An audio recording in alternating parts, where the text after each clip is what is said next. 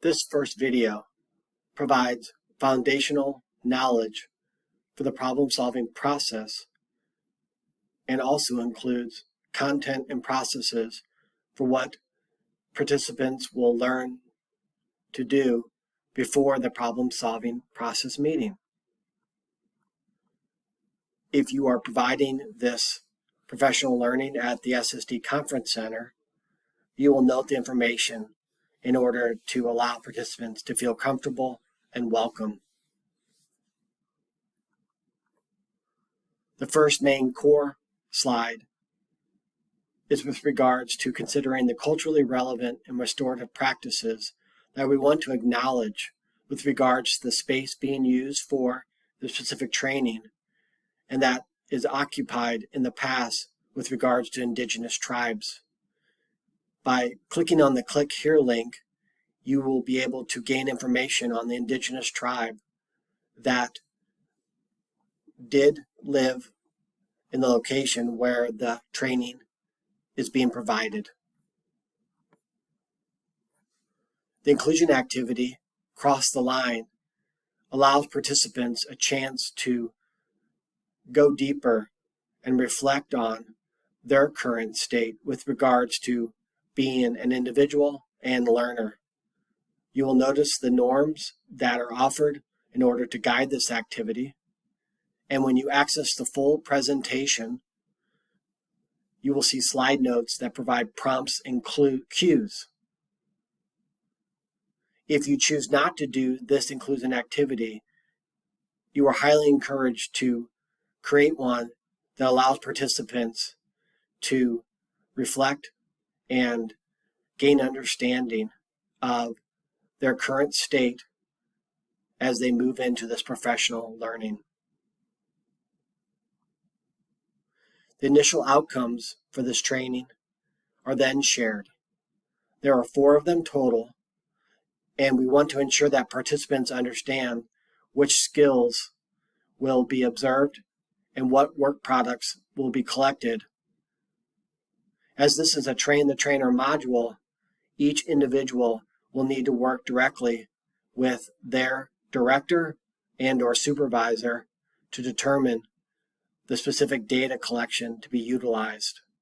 Still, these are the 4 key areas that participants will know and be able to do after the session has concluded, including the specific target and replacement skills while addressing possible function, determining preventative, reinforcement, and extinction strategies that align with identified target replacement skills, considering data collection, fidelity, and social validity procedures to inform team decision-making and to ensure full stakeholder input, and finally, considering and selecting strategies that are culturally responsive, trauma-informed, and restorative in nature.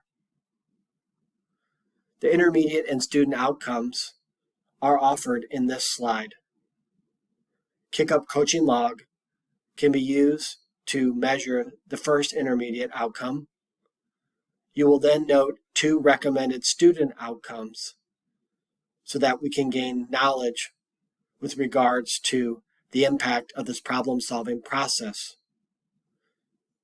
We want to ensure that participants believe their professional learning will have a positive impact on student achievement, and we also want to ensure that sample students demonstrate progress on identified replacement skill behaviors in selected PSP plans. You will note offered data collection techniques and tools that can be utilized to do so. As noted in the previous slide, via this Train the Trainer module, it'll be important to determine upfront which data will be collected and how. And by the end of the day, again, these are the key skills that we want participants to know and be able to do. It's very important that participants understand very clearly which skills and knowledge that they are going to be supporting other staff to learn and do with regards to the problem-solving process.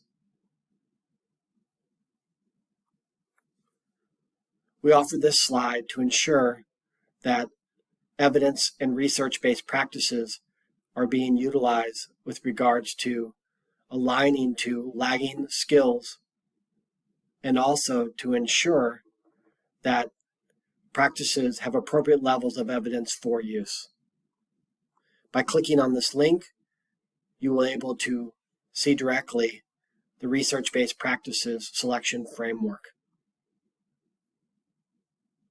An agenda is provided to ensure that participants fully understand what content will be addressed during this training. And we also provide the framework for student-centered planning. You will note again that throughout this presentation, the slide notes that are available provide deeper understanding for those facilitating this professional learning opportunity via this self-paced course. It is important to take a moment to gain understanding from participants, their understanding of this model. And we can raise consciousness with regards to the key variables that impact student success with regards to addressing lagging skills and also understanding the adult skills and knowledge that need to be in place in order to ensure that students can meet success. We will provide participants a dual slide with regards to the facilitator protocol, which is on the left side, and how it relates to the problem-solving process meeting template. Thus, it's advised that participants are able to access both documents during the training so that to see the correlation to what can be done before, during, and after the meeting with regards to the facilitation of the actual problem-solving process meeting.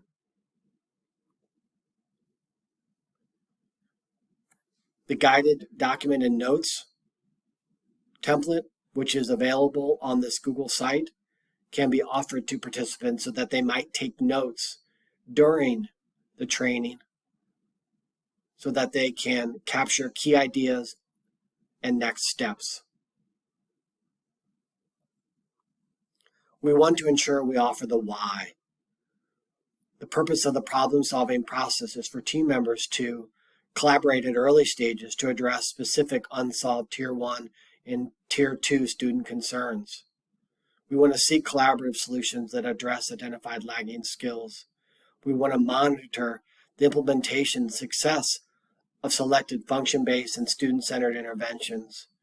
And finally, we want to monitor progress toward identified short-term goals and related replacement behaviors.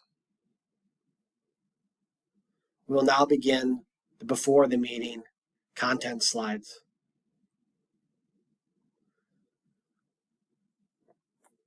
We want to be able to explain to participants when you might use the PSP process versus functional assessment-based interventions.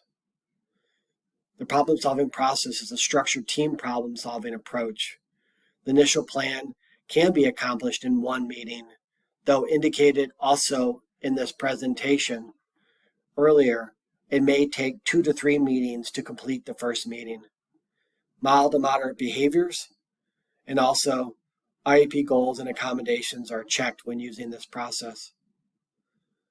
The formal functional-based assessment process, or FABI, requires a reevaluation to occur, and thus it is a more formalized process for more intensive behaviors. It's very important that team members understand when the problem-solving process is appropriate versus the functional assessment-based intervention process, and to fully follow legal and also ethical considerations while doing so. In some cases, teams can decide to implement this problem-solving process while the reevaluation process in order to use the FABI process is underway. We want to ensure participants understand the universal supports are a key foundation that must be in place and implemented with regards to the problem-solving process. The steps of the problem-solving process are explained again to participants so they understand the cycle that occurs when identifying a problem, analyzing a problem, developing the plan, implementing the plan, and evaluating the plan. You will see a three-tiered system of support.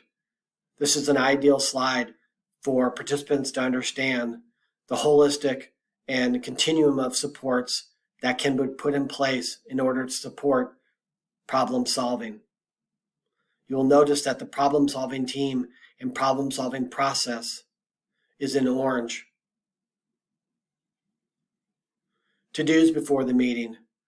These are to ensure that participants understand the organization that must occur and that accessing pre-coaching is vital as needed in order to facilitate a successful problem-solving process meeting. Family voice, student voice, and collaboration are vital for the problem-solving process. You will note in the problem-solving process meeting template, there is a space to put in information with regards to how families have been contacted and involved, and also the student. When planning for the PSP, question to consider is, where might this process fit? Who do you envision being part of this team to ensure collaboration and student growth? And finally, why is it important for these team members to be included? Those individuals working directly with the student must be involved in the problem-solving process so that their voice and input can be heard and generated during this meeting, as they will be working closely with the student and addressing lagging skills. And we conclude again bringing team members who are participating in this training back to the three-tiered system of support, the full understanding of universal support, secondary system team support, the problem-solving team, and also the most intensive team support with regards to a complex FBA BIP and also perhaps community-based. You also note that there is an integrated model here where one part of the system does not go away while implementing the next higher level of intensive support.